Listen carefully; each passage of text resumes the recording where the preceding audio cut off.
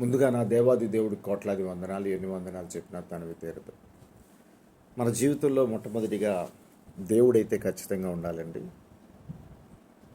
నేను చాలామందికి అదే చెప్తాను. ఎందుకంటే దేవుడు మన జీవితంలో లేనిదే ఒక అడుగు ముందుకు వేయలేము. రెండోది, దేవుడు నీ జీవితంలో ఉంటేనే నీ ప్రార్థన వింటాడు. ఈరోజు ఒక మంచి గొప్ప ప్రార్థన పరుడు, రోజుకి 7 సార్లు ప్రార్థన చేసే భక్తుడిని మీకు పరిచయం చేయాలని ఆశ కలిగి ఉన్నాను.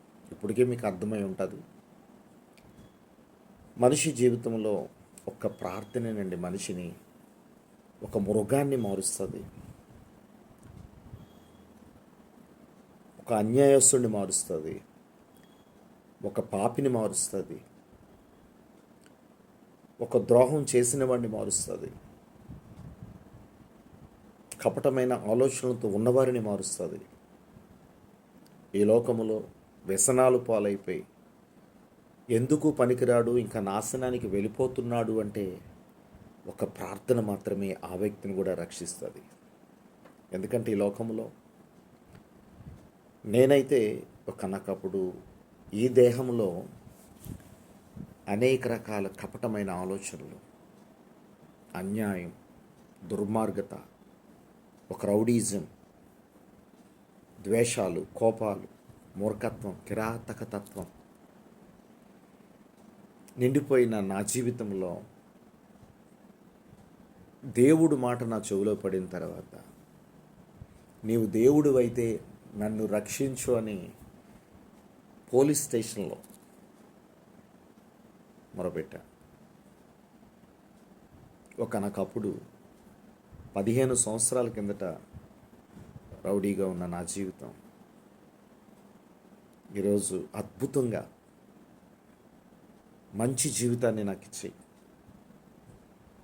ఒక మాట ప్రార్థన ద్వారా నన్ను రక్షించిన దేవాది దేవుడికి కోట్లాది వందనాలు. ఎన్ని వందనాలు చెప్పినా తనవి తీరదు. ఈరోజు ఈ వీడియో చూస్తున్న నీవు ఒకవేళ ముందుగా తల్లిదండ్రులు ఎవరైనా చూస్తే,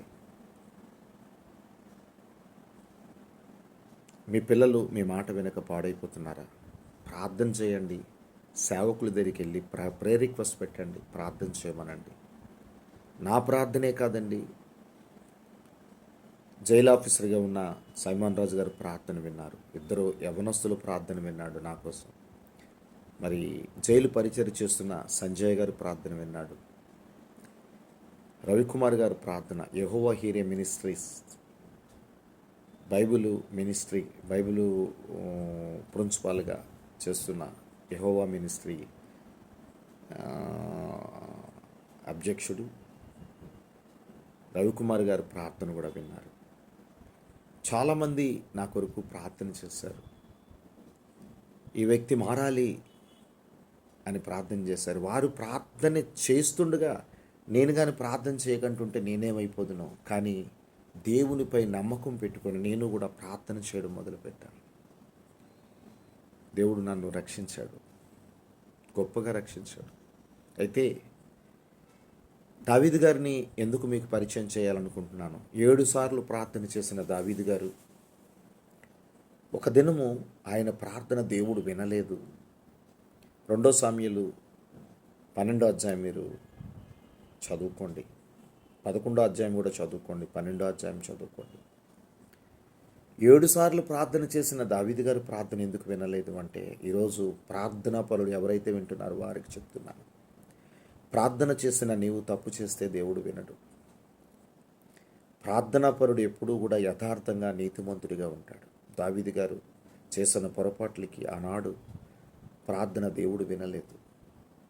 అయితే దేవుడు అంటాడు, ఎవరైనా దేవుణ్ణి తెలుసుకొని పాపములో ఉంటే వారి కోసం అంటున్నాడు. యెషయా 59వ అధ్యాయంలో మొట్టమొదటి వచనం 2వ వచనంలో, నా చెవులు మందంగా లేవు, నా చెయ్యి కురసగా లేదు అంటున్నాడు. ఎందుకంటే నీ పాపం మాత్రమే నీకు నాకు అడ్డు ఉన్నది. నేను వింటున్నాను కానీ నీకు సహాయం చేయలేని పరిస్థితిలో ఉన్నాను.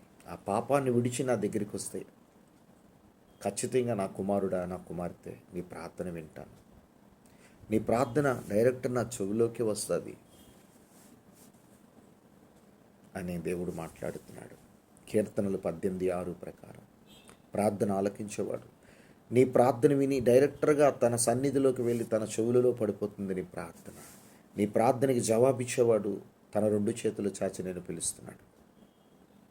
ఒకవేళ ఎవరైనా దేవుని యందు భయభక్తులతో ఉండి ప్రార్థన చేసిన వారే లోకంలో పడిపోయి పాపములో ఉండి ప్రార్థన చేస్తున్న జవాబు రావటం లేదేమో. పాపం మాత్రమే దేవునికి నీకు అడ్డంగా ఉంది కనుక నీ ప్రార్థన ఆయన దగ్గరికి వెళ్ళటం లేదు.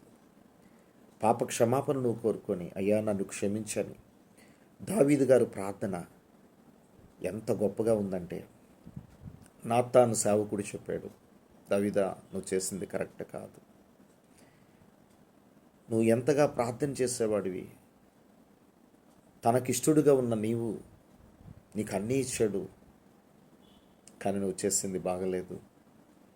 దేవుడు నీ కోసం ఎదురు చూస్తున్నాడు, నువ్వు పశ్చాత్తాపం పడాలి అని నాతాను గారు చెప్పిన తర్వాత అయినా సరే ఆయన ఇంకా దేవుణ్ణి అప్పుడు అడక్క తన సొంత ఆలోచనతో ఉపవాసం చేసి ప్రార్థన చేశాడు బిడ్డ కోసం. కానీ ప్రయోజనం లేదు. ఎప్పుడైతే ఆ బిడ్డ చనిపోయిందో, పాప బీజంలో పుట్టిన బిడ్డ కోసం ఉపవాసం ఉండి ప్రార్థన చేస్తుంటే, దేవుడికి క్షమాపణ కోరుకోకుండా ప్రార్థన చేస్తుంటే దేవుడు వింటాడంటారా? ప్రార్థన చేసిన వ్యక్తులు కానీ పాపములో కానీ జీవిస్తే, ప్రార్థన చేసేవాడు ఎవరైనా సరే, ఏ భక్తుడైనా సిగరెట్ కాల్చినా, మందు తాగినా, నీ ఇష్టానుసారంగా మాట్లాడినా నీ ప్రార్థన వినడు. నీవు పరిశుద్ధంగా ఉండాలి. ప్రార్థన చేసేవారు నీ భార్యని బాగా చూడాలి, నీ భర్తకు లోబడాలి, నీ పిల్లల్ని జాగ్రత్తగా పెంచుకోవాలి, ఇరుగు పొరుగు వారితో దేవుని ప్రేమతో ప్రేమించాలి, అందరి కొరకు ప్రార్థన చేయాలి, అన్ని దేశాల కోసం, ఇండియా కోసం, భారతదేశం కోసం ప్రార్థన చేయాలి. అప్పుడే నీ ప్రార్థన వింటాడు. అయితే దావీదు గారు ప్రార్థన 2 మాటలు మీతో చెప్పాలనుకుంటున్నాను. ఈ వీడియో పెద్దదైనా పర్వాలేదు, ఖచ్చితంగా వినండి. నన్ను మార్చిన దేవుడు నిన్ను మారుస్తాడు. ఒక ప్రార్థనాపరుడుగా నన్ను మార్చిన దేవుడు నిన్ను కూడా ప్రార్థనాపరుడుగా మారుస్తాడు. నీ హృదయం పదిలంగా ఉంటే ఖచ్చితంగా వింటాడు. నాది ఫేస్బుక్ ఉన్నది, సైలేస్ పాల్ వైజాగ్ అని ఉంటా, చూడండి ఎన్ని అద్భుతాలు చేశాడో. కానీ నా వరము, దేవుడిచ్చిన వరం నేను అమ్ముకోలేదు. ఈరోజు కూడా సేవా జీవితంలో ఎక్కడ కూడా రూపాయి పైసాడిని అడగను. వారిచ్చిన ప్రేమతో ఇచ్చిన కానుక తీసుకొని వచ్చి నా ప్రయాణం కొరకు, నా ఖర్చుల కొరకు దేవుడు చూస్తున్నాడు. తగిమా డబ్బు పేదవారికి సహాయం చేయాలని ఆలోచన కలిగి ఉన్నవాడిని. ఏ ఒక్కరి దగ్గర కూడా చేయి చాపి నాకు ఇవ్వండి అనలేదు. నా బాధను చూసి కొంతమంది మాత్రం, నేను దేవుని యందు గొప్పవాడినే, ఈ లోకంలో అయితే పేదవాడినే, దేవుడే నాకు సహాయం పంపిస్తున్నాడు, నా ఆత్మీయ బిడ్డల ద్వారా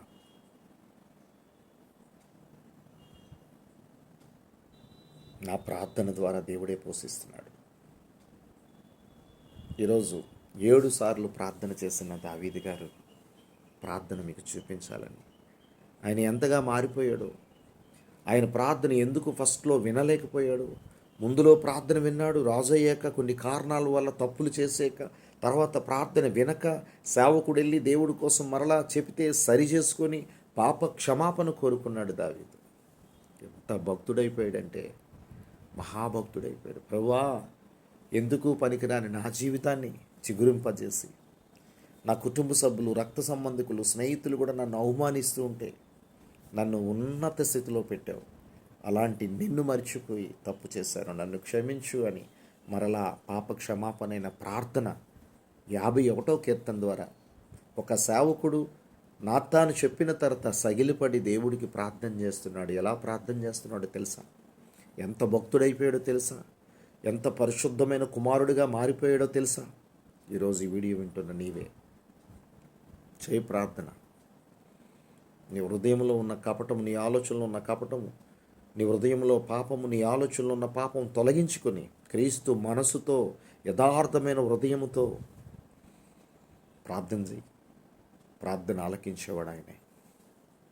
కానీ నేనంటాను, యథార్థవంతులు ఎవరు ప్రార్థన చేసిన కార్యం జరుగుతుంది. దావీదు గారి ప్రార్థన చూద్దాం. ఎంతగా మారిపోయాడంటే, ఎంతగా ప్రార్థన చేసేవాడంటే, 51వ కీర్తనలో మీకు ఈ మాట చదివించాలని ఆశ కలిగింది. మొట్టమొదటి వచనం, 2వ వచనం, 3వ వచనం చదువుతున్నాను. దేవా, నీ కృప చొప్పున నన్ను కరుణించు, నీ వాత్సల్య బాహువును చొప్పున నా అతిక్రమములు తుడిచివేయుము. నా దోషము పోవునట్లు నన్ను బాగుగా కడుగుము, నా పాపము పోవునట్లు నన్ను పవిత్రపరచుము. నా అతిక్రమములు నాకు తెలిసి ఉన్నవి, నా పాపం ఎల్లప్పుడూ నీ ఎదుటే ఉన్నది. కేవలము నీకు విరోధముగా నేను పాపము చేసి ఉన్నాను, నీ దృష్టి ఎదుట నేను చెడుతనము చేసి ఉన్నాను. దేవుడు చూస్తున్నాడు అందరిని. అదే 51వ కీర్తనలో 10, 11, 12, 13 వచనాలు చదువుతున్నాను. దేవా, నా యందు శ్రద్ధా హృదయము కలుగుజేయుము, నా అంతరంగములో స్థిరమైన మనసు నూతనముగా పుట్టించుము. నీ సన్నిధిలో నుండి నన్ను త్రోసివేయకుము, నీ పరిశుద్ధాత్మను నా యొద్ద నుండి తీసివేయకుము. నీ రక్షణ ఆనందము నాకు మరలా పుట్టించుము. సమ్మతి గల మనసు కలుగజేసి నన్ను దృఢపరచుము. అప్పుడు అతిక్రమము చేయి వారికి నీ త్రోవలను బోధించదను, పాపులు నీ తట్టు తిరుగుదురు. దేవుడు స్తోత్రం. ఎంతగా ప్రార్థన చేస్తాడో తెలుసా? నేను పాపిని, నన్ను మరలా నీ బిడ్డగా చేర్చుకొని నా ప్రార్థన విను. ఎవరైతే ఈ లోకంలో పాపులుగా ఉన్నారో వారికి వెళ్ళి నీ మాటలు చెప్తాను. వారందరూ నీ పట్ల తిరుగుతారు, నీ యొక్క సన్నిధికి వస్తారు. నా సాక్ష్యం చెప్తాను, నన్ను మార్చావని చెప్తానని పశ్చాత్తాపంతో కన్నీరు ప్రార్థన చేసిన దావీదు. అలాగే ఆయన 7 సార్లు ఎక్కడ ప్రార్థన చేశాడన్నది చూపిస్తాను. ఇంకొక మాట మీతో చదివి వినిపించాలని ఆశ కలిగి ఉన్నాను.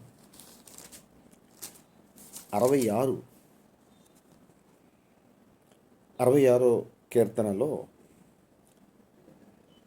19, 20 వచనాలు. నిత్యముగా దేవుడు నా మనవి అంగీకరించి ఉన్నాడు, ఆయన నా విజ్ఞాపన ఆలకించి ఉన్నాడు. దేవుడు నా ప్రార్థన త్రోసివేయలేదు, నా యొద్ద నుండి తన కృపను తొలగింపను లేదు. ఆయన సన్నుతింపబడునుగాక. దేవుడికి స్తోత్రం. ఇంకా ప్రార్థనతో ముందుకు వెళ్ళిపోతున్నాడు. ఎవరు వచ్చినా ఇదిగో దేవుడికి ప్రార్థన చేసుకోండి. మీరు కానీ పొరపాటు చేసే మీ ప్రార్థన వినడు.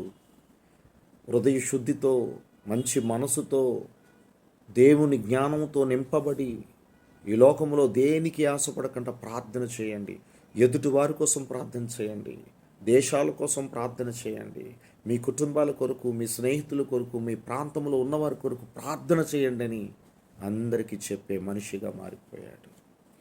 119వ కీర్తనలో ఒక మాట ఉంది. 119వ కీర్తనలో 119వ కీర్తన 64వ వచనములో 164వ వచనములో ఉన్నది.